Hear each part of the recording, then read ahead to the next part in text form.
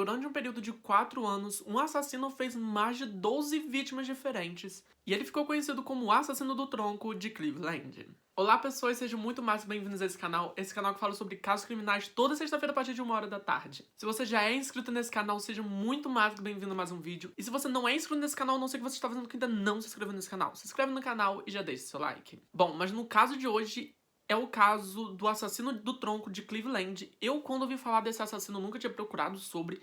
Pra mim, as vítimas eram encontradas, gente, literalmente dentro de um tronco. Mas não, o caso é muito mais pesado.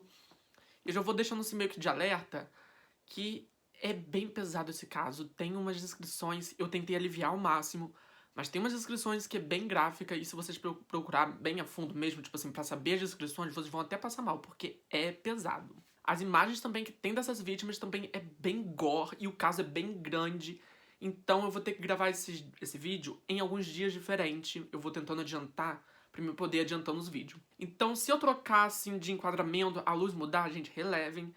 Mas é que o caso, ele é bem grande. Então chega de enrolação, chega de blá blá blá, sem mais delongas, simbora pro vídeo de hoje. No caso de hoje, eu vim falar pra vocês um caso de um suposto serial killer estadunidense que matou cerca de 12 vítimas em meados de 1930. Eu falo um suposto serial killer porque tem algumas teorias da época mesmo que falavam que talvez poderia se tratar mais de uma pessoa por causa daquele crime todo. O real número oficial, vamos dizer assim, do assassino do tronco é praticamente incerto. Tem 12 vítimas confirmadas, mas algumas pessoas especulam que seja mais de 40 vítimas em 4 lugares diferentes. Entre esses 4 estados diferentes está Cleveland, Ohio, Youngstown e Pittsburgh.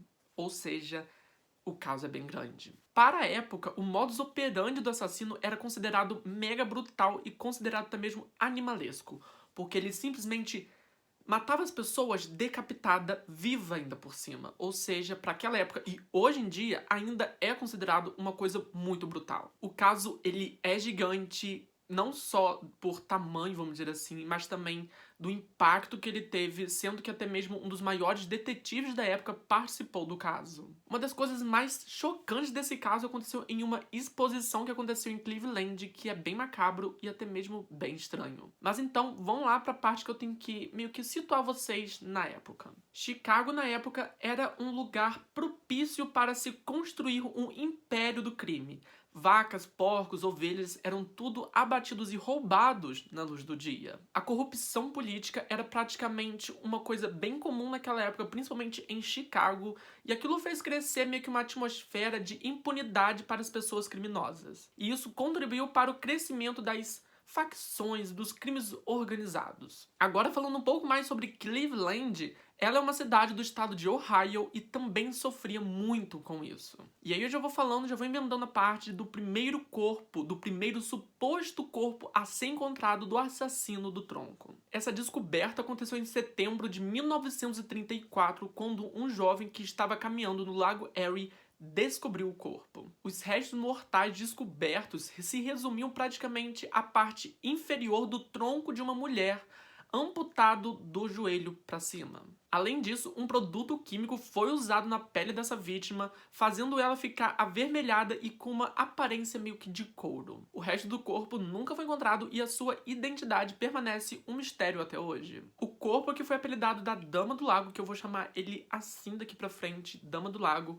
ele foi levado para o necrotério e foi feita a autópsia, só que ele foi esquecido por lá durante alguns anos, até que os detetives do caso do assassino do tronco, eles começaram a perceber que esse tronco poderia estar ligado aos outros assassinatos. Após um ano da descoberta desse primeiro corpo, em setembro de 1935, 2 jovens estavam caminhando quando eles tropeçaram em um barranco em Kingsbury Run. E guardem bem esse nome que ele vai aparecer direto nesse caso. Um dos adolescentes percebeu que alguma coisa estava saindo do mato, se sobressaltava entre a paisagem, e ele decidiu ir lá investigar. Mas quando ele chegou perto, ele simplesmente perdeu as palavras e saiu gritando dali junto com seu outro colega. Eles começaram a correr até que esbarraram em um outro homem, e foi então que, ao perceber isso, ele foi até a mata, esse homem, e se deparou com aquela cena de horror. Foi então que os 2 detetives Emil Musse e Orlen May, e guardem bem esse nome, porque também vai aparecer bastante aqui no caso, foram os primeiros detetives de Cleveland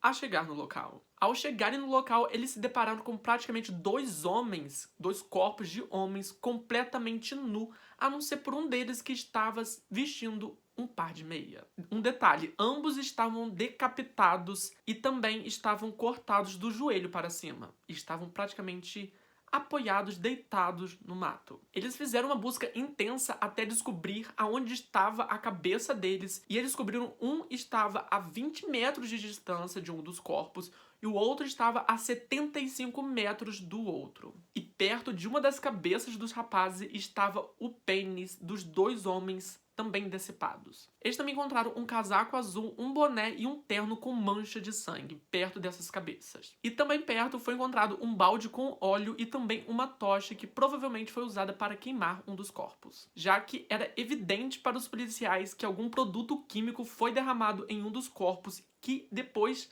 ateou fogo, mas não queimou completamente o corpo. E depois que esses corpos foram levados para o necrotério, o médico legista tirou uma amostra de pele para ser examinada desse corpo que estava praticamente queimado.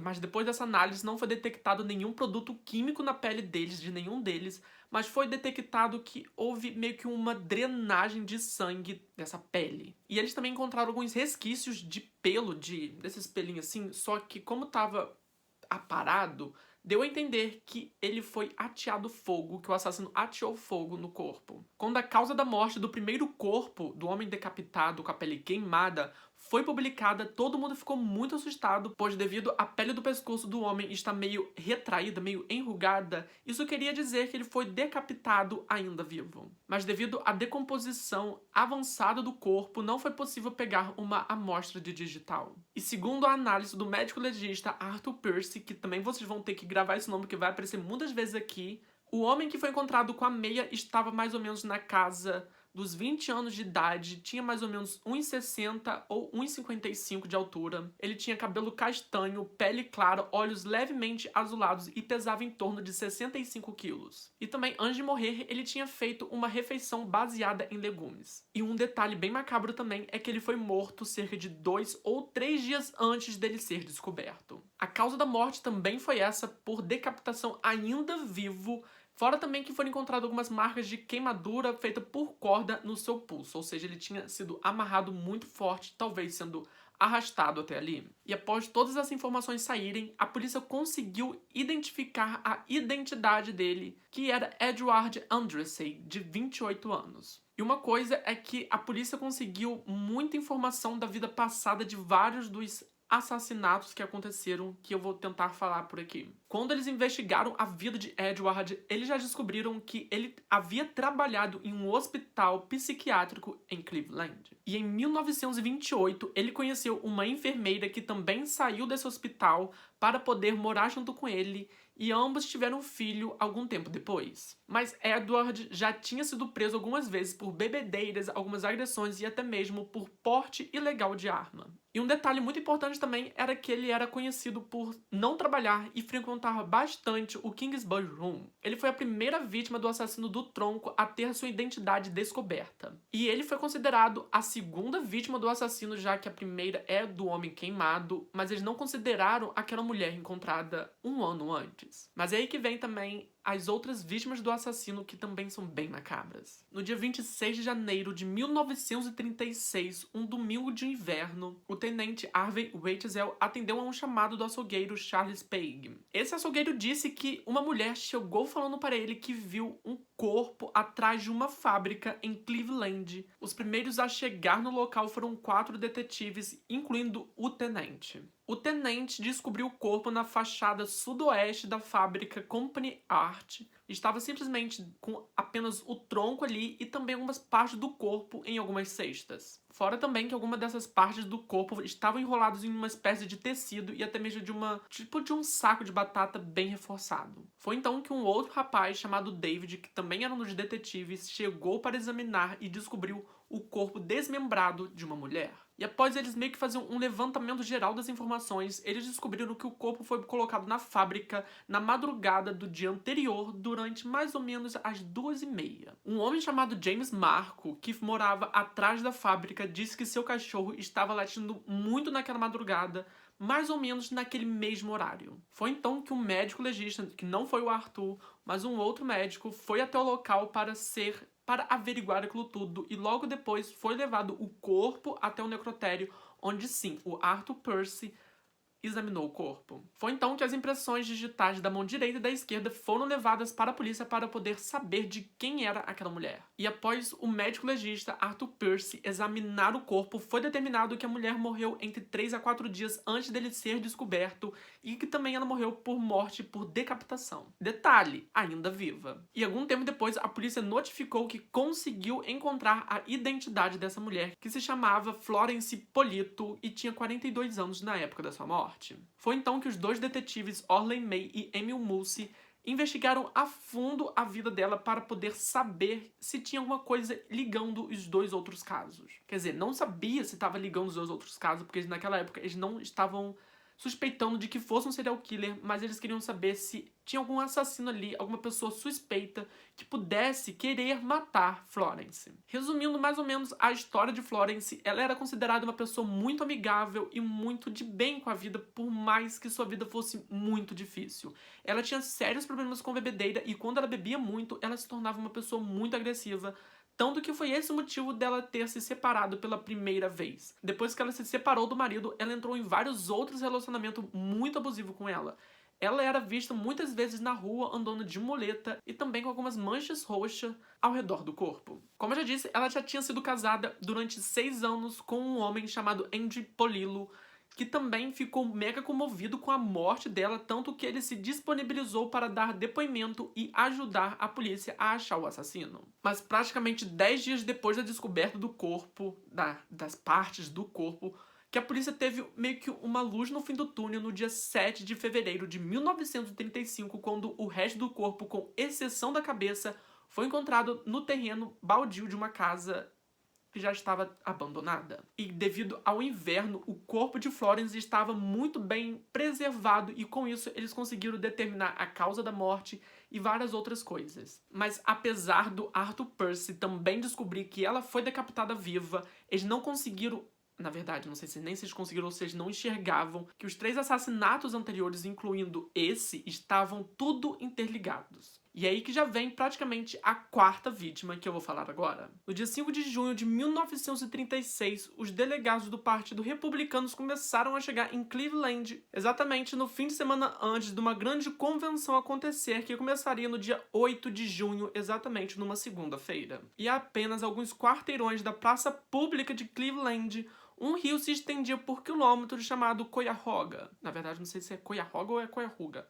Vou chamar Cuyahoga, que é mais bonito. Esse rio Cuyahoga era considerado muito fedido e muito porco, já que era despejado os óleos da fábrica, vários resíduos da fábrica eram despejados nesse rio. E exatamente, o rio ele desaguava no Kingsbury Run. Na manhã do dia 5, 2 jovens decidiram faltar aula para poder passar o dia pescando no rio Cuyahoga. Mas para isso, eles precisavam pegar um atalho que passava pelo Kingsbury Run. E quando eles começaram a andar pela vegetação do Kingsbury, eles começaram a perceber meio que um pacote embrulhado com um par de calças embaixo de uma vegetação. Foi então que eles decidiram cutucar esse pacote com uma vara e com certeza foi a pior decisão da vida deles, já que dali saiu uma cabeça decapitada rolando. Foi então que ambos correram até a casa do menino mais velho para poder se abrigar e apenas saíram dessa casa quando a mãe desse menino chegou e foi então que eles relataram a ela esse achado. Mas então, outra pessoa fez a descoberta alguns momentos depois desses 2 meninos. E na mesma tarde, os policiais começaram a fazer uma busca frenética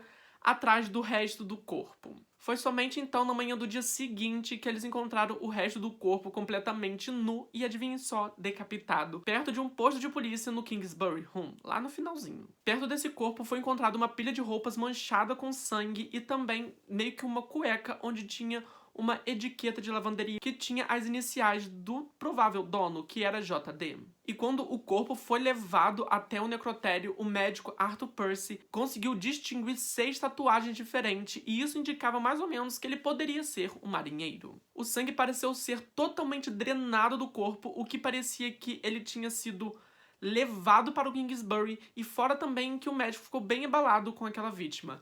já que também foi decapitada viva. E com essa nova descoberta, vamos dizer assim, da decapitação, o Arthur Percy começou a desconfiar que meio que tinha uma certa ligação entre os assassinatos, meio que um padrão. E aí que eu tenho que voltar mais ou menos à Dama do Lago, que foi, teoricamente, a primeira vítima. Agora, voltando à Dama do Lago, que foi descoberta exatamente 1 ano antes de Edward e também daquela outra vítima encontrada com ele, eu vou falar um pouco mais a fundo sobre as descobertas desse corpo, que são bem macabras. A parte inferior do corpo foi descoberto boiando no Lago Erie, perto de um parque de diversão. As pernas da mulher foram cortadas mais ou menos na altura do joelho, e na época do achado, em setembro de 1934, o médico legista Arthur Percy começou a desconfiar que aquele corpo estava naquele lago havia de 3 a 4 meses. A coloração da pele sugeria que ela foi ou queimada ou talvez recebeu meio que um banho químico, provavelmente algum tipo de conservante. Mas meio que o que eles não sabiam era que 2 semanas antes desse corpo ser encontrado, a parte inferior desse tronco foi encontrada a 48 quilômetros de distância. Mas o homem que descobriu esse pedaço desse corpo pensou que aquilo não era algo humano e que sim, era alguma coisa animalesca. Fora isso, o resto do corpo dessa mulher nunca foi encontrado. Agora, voltando para 1936, a polícia não vinculou esses outros 4 assassinatos com a Dama do Lago, mas o médico legista Arthur Percy, sim, ele foi praticamente um dos poucos a ligar esses 5 assassinatos. Porque, sim, tinha muita coincidência para que a Dama do Lago não fosse vinculada àquilo tudo, já que todos os 5 tinham o sangue drenado, pareciam ter sido levados até o local, e fora também que parecia que a pele deles tinha sofrido com algum produto químico ou talvez queimadura. Mas apesar de todas essas coincidências, a polícia apenas ligou os 4 assassinatos a partir de Edward.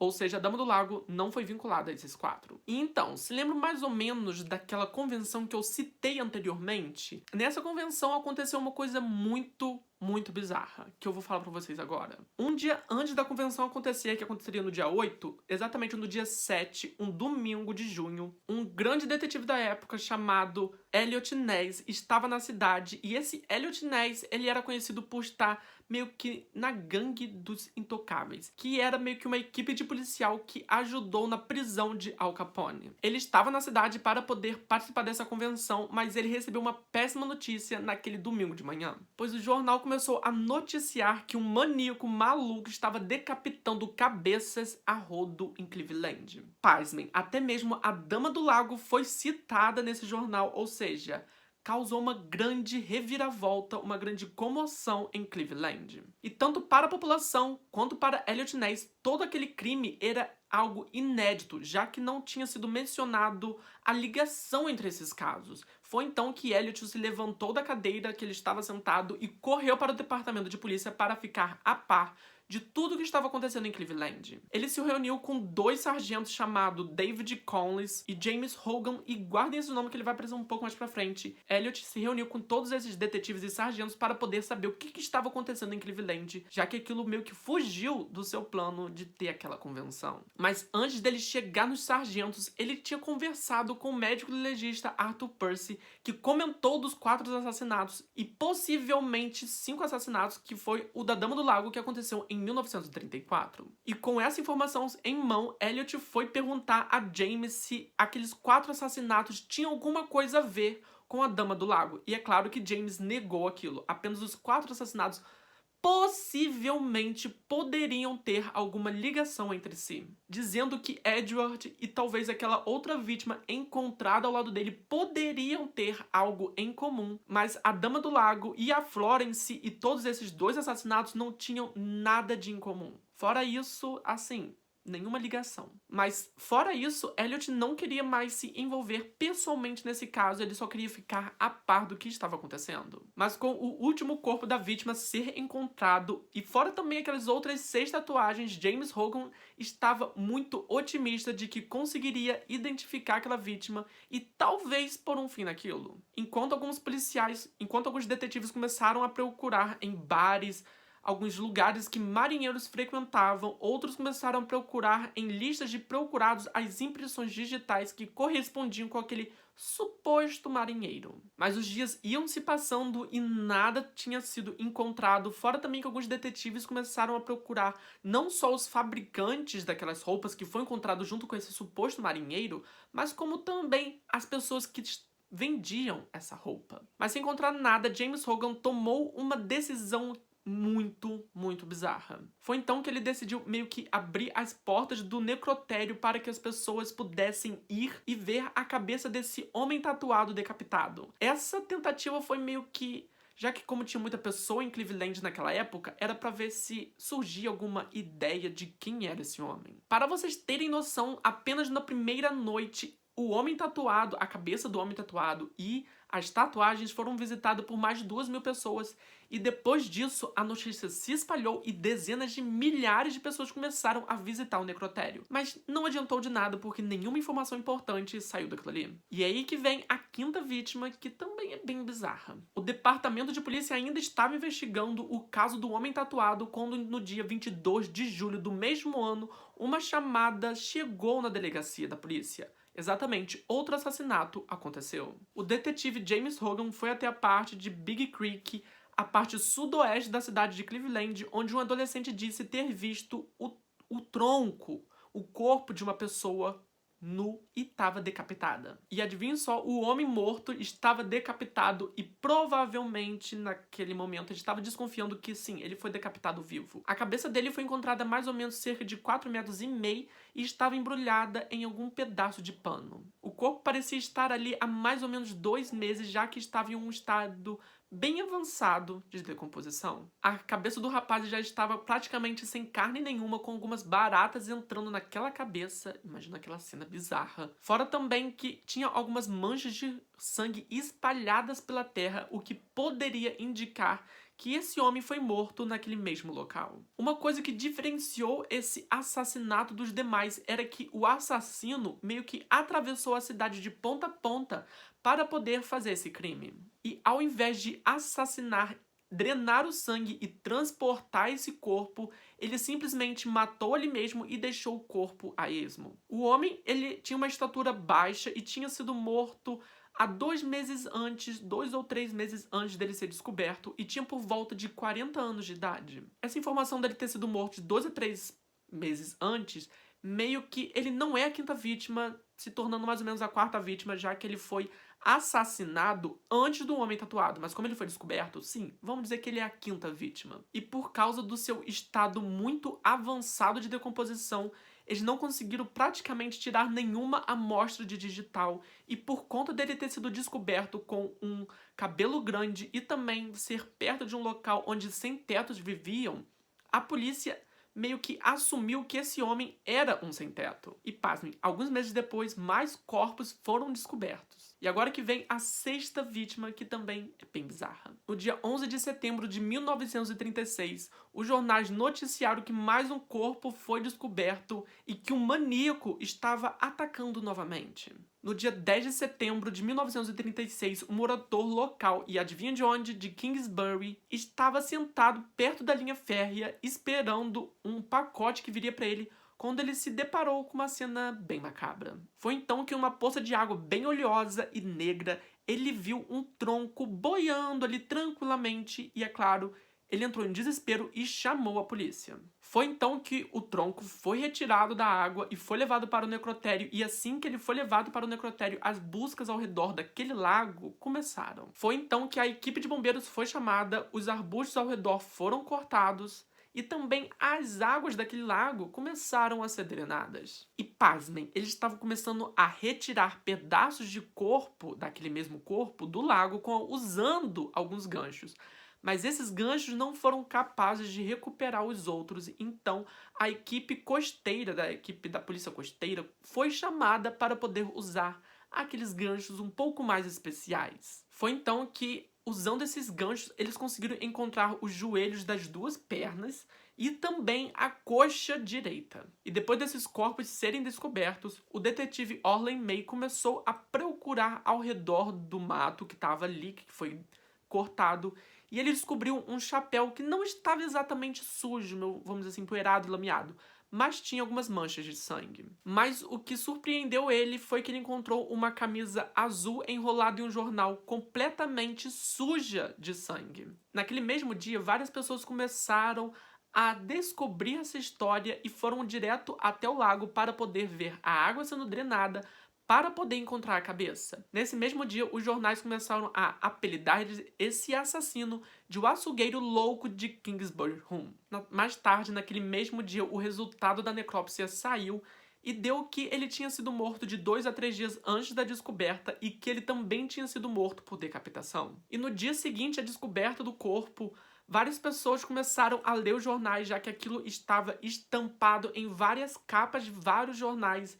E enquanto algumas pessoas liam sobre aquilo, as outras tantas pessoas iam até o lago para poder ver se encontravam mais algumas partes. Foi então que, após algumas horas de drenagem, eles decidiram chamar novamente a guarda costeira para poder ajudar eles tanto na parte de resgatar esses pedaços do corpo, quanto também na parte da drenagem. E nesse mesmo ambiente, o detetive James Hogan só fez piorar a situação quando ele disse que suspeitava que o assassino morava nos arredores de Kingsbury. E o pior de tudo, ele suspeitava que o assassino estava ali entre eles, observando aquilo tudo. Mas os moradores do local não se preocupavam em o assassino estar usando o quintal deles como cemitério. O que fez eles realmente se borrarem de medo foi que quando James Hogan disse que o assassino estava entre eles, que poderia ser um deles. Foi então que várias pessoas começaram a suspeitar uma das outras, de colegas de trabalho, chefes de trabalho, amigos, familiares,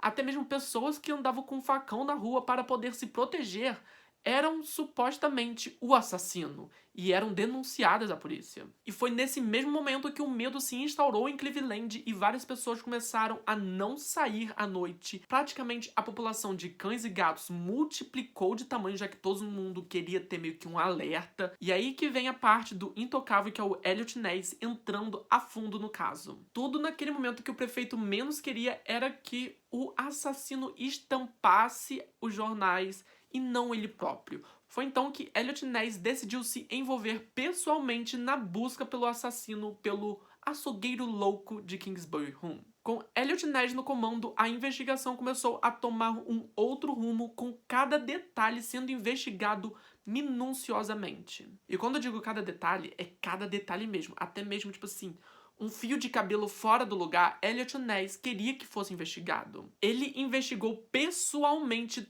todos os detetives que estavam envolvidos no caso, fora também vários homens que moravam em Kingsbury Home. Além dele entrevistar, ele também alertava sobre o assassino para poder tomar cuidado, já que ele não queria que novos assassinatos acontecessem. Não adiantou de nada, porque novos assassinatos aconteceram. Mais de 20 detetives foram transferidos permanentemente para poder interrogar todos os moradores de Kingsbury. Junto a isso, acumula também a quantidade enorme de ligações que a polícia tinha por dia de pessoas falando que dos comportamentos suspeitos dos seus familiares, amigos e até mesmo colegas de trabalho. Novamente, qualquer pessoa que andasse fora do horário comum com um facão para poder se proteger ou até mesmo que tivesse qualquer atitude suspeita, era denunciada para a polícia. E como os detetives estavam acatando todas as ordens de Elliot Ness, todas essas suspeitas meio que não levavam a lugar nenhum, mesmo assim, elas eram investigadas a fundo. Eles também começaram a usar alguns métodos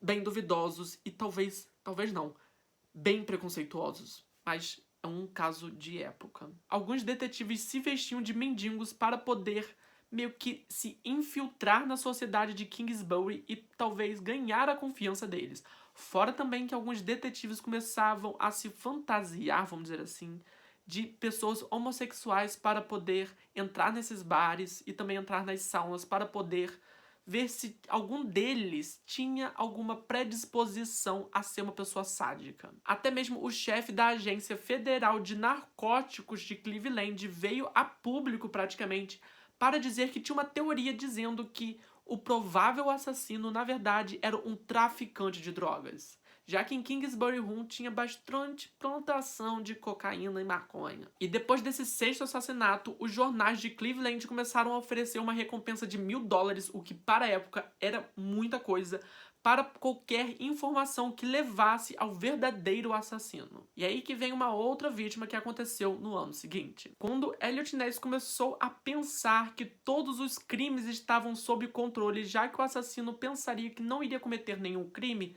já que a polícia estava no encalço dele. Bom, Elliot Ness estava enganado. No dia 23 de fevereiro de 1937, foi descoberto um novo assassinato com as mesmas características do assassinato da Dama do Lago. Inclusive, as partes da vítima estavam praticamente nos mesmos lugares onde os restos mortais da Dama do Lago estavam. Como nos outros assassinatos, ela foi decapitada ainda viva, seus braços foram separados do tronco, fora também que o tronco meio que foi dividido ao meio. Enquanto esse tronco foi levado para o necrotério, alguns detetives começaram a ficar ali para poder investigar e eles começaram a perceber bastante semelhança com o crime acontecido em 1934. Novamente, como em 1934, aquele tronco não parecia estar ali, e sim que ele foi meio que carregado ou levado até ali pela correnteza do Lago Erie. Foi somente 2 meses depois que a parte superior do tronco dessa vítima foi encontrado boiando no rio Cuyahoga. Nessa mesma altura, Arthur Pierce meio que saiu de cena para entrar um outro médico legista chamado Samuel Gaber, que tinha se formado tanto em medicina quanto em direito. E quando a primeira parte do tronco foi levada ao necrotério, ele disse que estimava que ele poderia ter sido morto, essa vítima poderia ter sido morta entre 2 a 4 meses antes dela ser descoberta. Quando essa parte do tronco foi levado para o necrotério, ele estimou que ela havia sido morta de 2 a 4 dias antes dela ser descoberta, fora também que o corpo estava no lago cerca de 3 dias antes dele ser descoberto. A mulher tinha por volta de 20 a 30 anos de idade, foi descoberto que era uma mulher. Ela tinha por volta de 50 quilos e tinha aparentemente cabelos castanhos, já que tinha meio que alguns pelinhos ainda na pele que indicavam isso. Apesar do enorme esforço, ela nunca foi identificada e ficou conhecida como sendo a vítima 7. Mas meio que uma coisa sinistra aconteceu nessa vítima 7, que meio que diferenciou ela dos outros assassinatos, que foi um pedaço do bolso, provavelmente da mesma calça que a dela, foi encontrada no ânus, na verdade no reto dessa vítima. O que pra mim meio que soou como talvez um deboche com as autoridades. E aí que vem, alguns meses depois, a vítima de número 8. No dia 6 de junho de 1937, um adolescente chamado Russell Lewer estava meio que observando os barcos da guarda costeira de Cleveland, lá perto do rio Cuyahoga, quando, ao voltar para casa, ele fez uma descoberta muito macabra. Eu falo, gente, que todas essas descobertas foram muito macabras, porque realmente, imagina só você estar andando e descobrir um tronco decapitado. É muito macabro. Macabro não, é sinistro, é aterrorizante. Deitado em um saco de ninhagem, junto com alguns papéis de jornal de junho do ano anterior, estava parte de um esqueleto já em um estágio muito avançado de decomposição. Esse esqueleto foi descoberto sendo de uma mulher que foi morta há aproximadamente 1 ano antes dele ser descoberto. Samuel Gaber descreveu a mulher como sendo uma mulher muito pequena, não passando de 1,55 de altura. O esqueleto foi descoberto perto desse saco de aninhagem, junto também com alguns pedaços de jornal que foram meio que... Essas folhas de jornal meio que tinham uma propaganda de um show que aconteceu no teatro no ano anterior, exatamente em junho do ano anterior. Com isso, o detetive Orlin May contatou o diretor daquele mesmo teatro. Esse diretor afirmou que aconteceu um show com mulheres ali, naquele mesmo teatro, naquela mesma data. Só que agora esse grupo de mulheres estavam fazendo um show em Nova York, mas o diretor disse não se lembrar de nenhuma dessas meninas desaparecer naquela data. Porém, há meio que uma especulação de quem é essa mulher, já que eles receberam uma carta dizendo que essa mulher se chamava Rosie Wallace e que ela havia desaparecido em agosto de 1936. Mas, novamente, é uma especulação e não uma identidade confirmada. E aí que vem a vítima 9. Há exatamente 1 mês depois desse esqueleto ser descoberto, um novo crime aconteceu em Kingsbury Home. No dia 6 de julho de 1937, um pedaço do tronco, fora também algumas partes desse corpo, foram descobertos boiando no rio Cuyahoga. E pasmem, na semana seguinte, vários pedaços desse mesmo corpo começaram a aparecer boiando, praticamente como num filme de terror, no rio Cuyahoga. Apesar da cabeça nunca ter sido descoberta, também não há nenhuma especulação da sua identidade. Ele estima ter mais ou menos 40 anos, ter por volta de 1,70 de altura, e também suas unhas foram encontradas todas cortadas e bem limpinhas. Ele havia sido morto cerca de 2 dias antes dele ter sido descoberto boiando em Cuyahoga, mas dessa vez, meio que sem explicação, o assassino ele foi além. Ele tirou todos os órgãos internos do homem, tipo os intestinos e até mesmo o coração.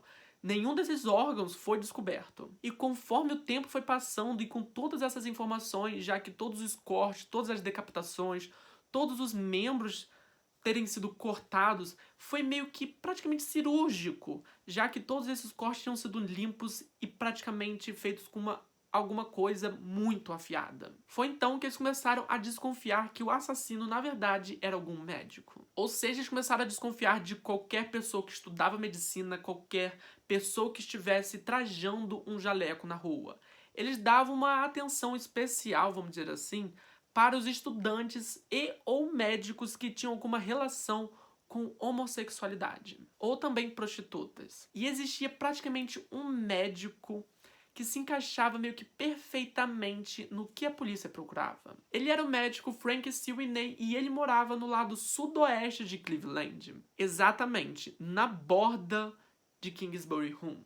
E eu vou falar um pouquinho mais sobre ele agora e por que ele foi levado como sendo um suspeito muito provável. Com os assassinatos acontecendo e nenhuma pista levando a qualquer lugar, os policiais decidiram voltar até os primeiros assassinatos e também voltar para as duas últimas vítimas que haviam sido identificados, que era Edward e Flo. Mas mesmo passando um pano fino nas duas histórias para saber se ambas tinham alguma coisa em comum, alguma pessoa em comum, eles não conseguiram encontrar nenhuma coincidência dessas duas histórias. Mas foi somente em finalzinho de março de 1938 que o caso meio que viu uma pequena luz no fim do túnel, quando uma cidade a 2 horas de distância de Cleveland, chamada Sky, um policial daquela cidade falou que viu um homem relatando que um cachorro dele viu uma perna decepada boiando por ali. E é claro que a polícia de Cleveland foi até o local, até mesmo o David Collins foi até lá para saber se tinha algo a ver com o açougueiro maluco de Cleveland. David então se lembrou de um homem,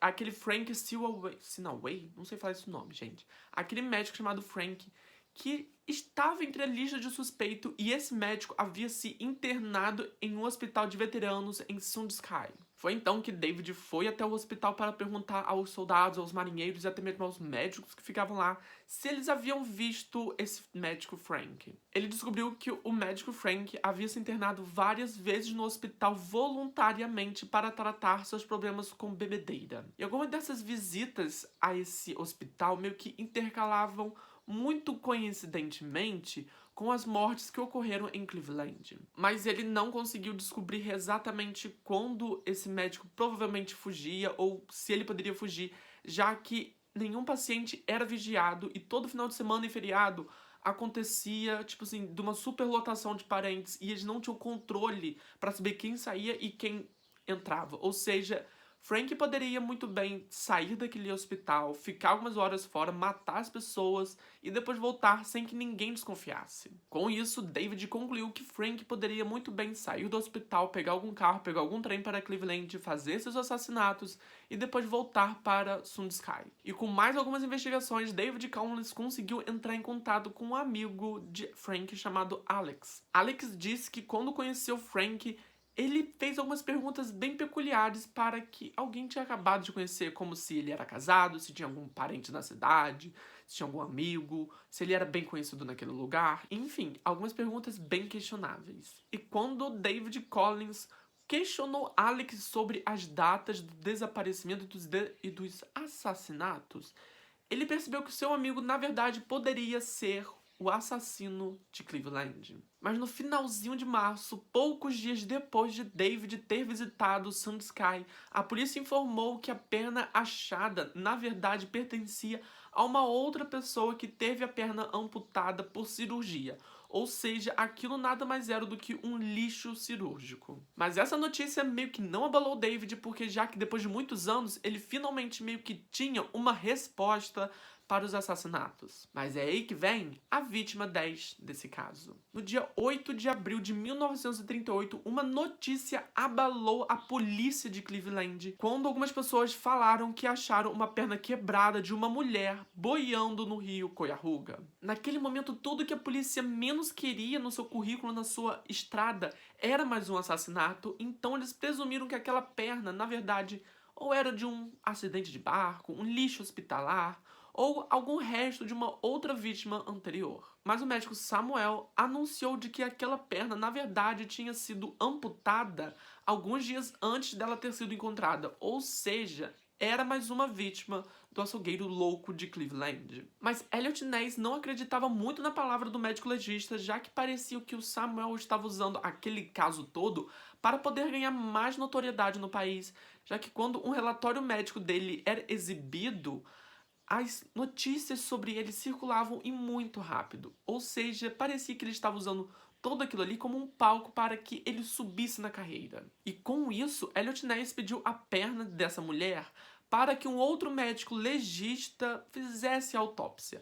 Mas Samuel recusou, dizendo que ele não devia satisfação a Elliot Ness, e sim satisfação ao povo de Cleveland. Ele até mesmo jogou na cara que ele não deveria satisfação para o departamento de polícia, que estava falhando miseravelmente em encontrar o assassino. Ou seja, Samuel debochou bastante de Elliot Ness. Foi então que no mês seguinte, 2 sacos de aninhagem um deles contendo o tronco nu de uma mulher. Na verdade, esse tronco estava cortado ao meio, mas estava ali. Esse tronco dividido foi encontrado exatamente no rio Cuyahoga. As coxas e os pés foram encontrados na margem do rio, mas a cabeça decepada nunca foi encontrada. E isso meio que concluía que essa mulher era a vítima 10. E com essa não identificação dos corpos, já que muitas dessas cabeças nunca foram encontradas, ou seja, isso mostrava que o assassino sabia exatamente o que estava fazendo para atrapalhar a investigação. Ou seja, o assassino também estava debochando da polícia.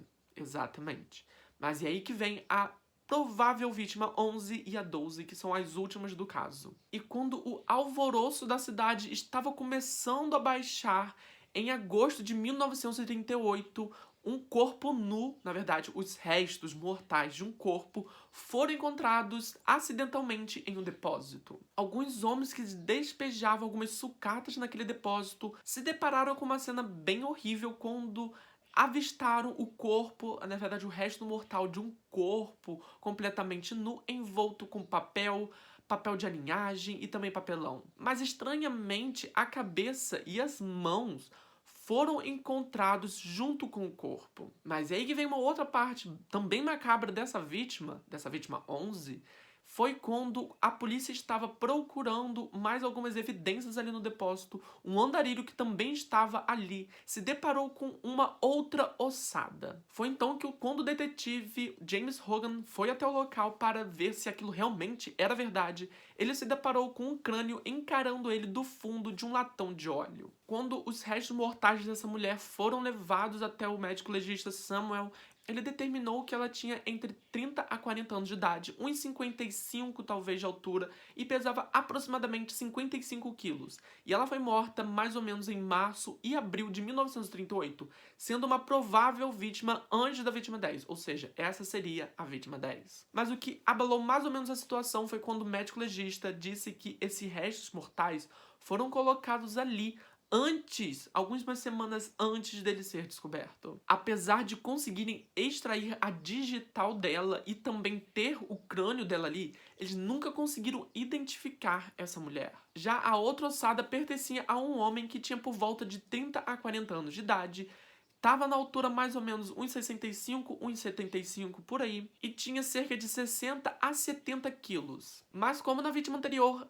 eles conseguiram extrair a digital, mas não conseguiram achar a vítima a identidade dessa vítima. Mas é aí que vem uma das grandes revoltas desse caso, que aconteceu praticamente alguns dias depois dos corpos serem encontrados, que eu vou falar um pouco mais agora. Elliot Ness estava possesso com aquilo tudo. Foi então que no dia 18 de agosto de 1938, exatamente alguns dias depois dos corpos serem encontrados, Elliot Ness ordenou que várias pessoas começassem a vasculhar tudo quanto era casa, barraco da favela de Kingsbury Run. Foi então que, como praticamente uma tempestade, um furacão, Elliot Ness começou a invadir várias casas e barracos e começou a levar várias pessoas que estavam ali para interrogatórios. E em uma decisão que abalou completamente Cleveland, Elliot Ness agiu mais pela emoção do que pela razão, incendiando tudo quanto era lugar, tudo em Kingsbury Run. Essa era uma tentativa de assustar o assassino. E foi então que, numa tentativa muito rápida e muito furiosa de tentar elucidar os crimes,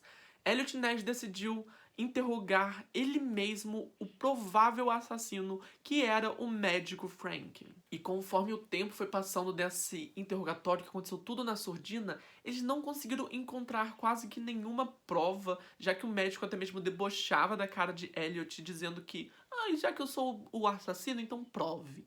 Mas foi então que o detetive Martin O'Donnell meio que falou que sim, o assassino tinha um nome e que não era o Frank. A filha do detetive O'Donnell era casada com o congressista, a filha do congressista Martin Sweeney. Exatamente, esse Martin Sweeney, ele era parente, ele era primo bem próximo do Frank Sweeney, que era o suspeito. E foi então que rumores da época, o Martin Sweeney meio que persuadiu esse detetive O'Donnell para que eles bolassem um plano para não incriminar o primo dele. Nada disso é comprovado, mas acredita-se que o detetive Martin O'Donnell e o Martin Sweeney meio que fizeram um plano chamado o caso Dolezal. Poucos meses depois do Frank se internar no hospital de veteranos de Sandusky, o detetive O'Donnell contratou meio que um bode expiatório, um detetive particular para poder investigar as mortes que aconteciam no Kingsbury Run. Alguns meses depois dessa investigação que aconteceu no Kingsbury Run,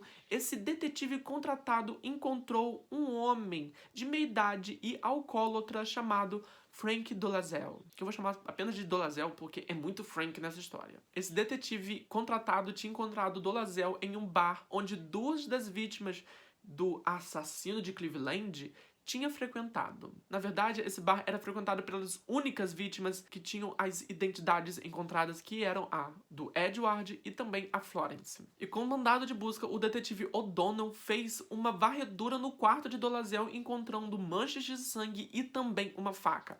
Alguns exames químicos foram feitos depois e comprovaram que aquele sangue pertencia a algum humano. Frank Dolezal foi preso em 5 de julho de 1939 e depois dele ter sido espancado por um carcereiro, ele admitiu ter assassinado Florence. Foi então que, segundo o detetive O'Donnell, o Frank Dolezal teria brigado com Florence. Isso meio que acabou em uma briga física com facas e tudo mais, onde Florence teria atacado Dolezal e, para se defender, ele teria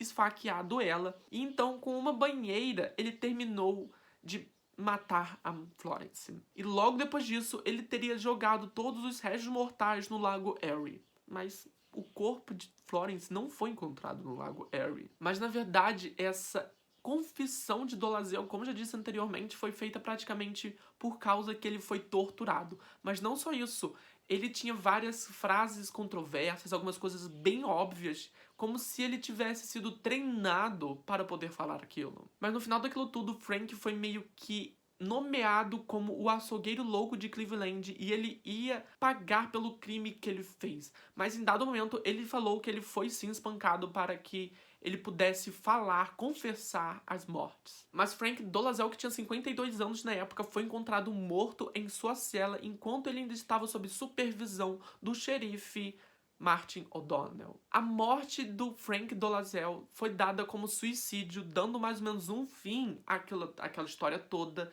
e também ao plano Dolezal. Ou seja, nada foi provado e o assassino de Cleveland ainda permanece sem solução e sem identidade até hoje. Uma coisa também que eu achei bem bizarra dessa história é que ainda hoje o Museu da Polícia, que tem as cabeças em moldes de gesso, ainda permanece em ativa. E, cara, aquilo é bem macabro mesmo. Fora também que nesse museu há algumas fotos das vítimas, das supostas vítimas, né? E também falando um pouco mais sobre a história dessas vítimas. Isso que eu achei bem interessante. E também de como elas foram encontradas. As vítimas oficiais do assassino do tronco de Cleveland é 10. Fora também que há outras 3 extras oficiais, que é a vítima 11 e a 12, que não conseguiu se provar exatamente se era do açougueiro de Cleveland, já que o corpo estava em alto estado de decomposição. Fora também a outra vítima, que é a Dama do Lago, que tem muita semelhança com as outras vítimas. E agora, vai me dizer que esse caso não é macabro? Mas então, esse foi o vídeo. Espero que vocês tenham gostado. Se gostar, não esqueça de se inscrever aqui no canal e já deixar o seu like. E vamos lá, gente. Esse caso, ele é muito sinistro e macabro em vários aspectos. Porque as vítimas desse cara eram todas assassinadas por decapitação ainda viva.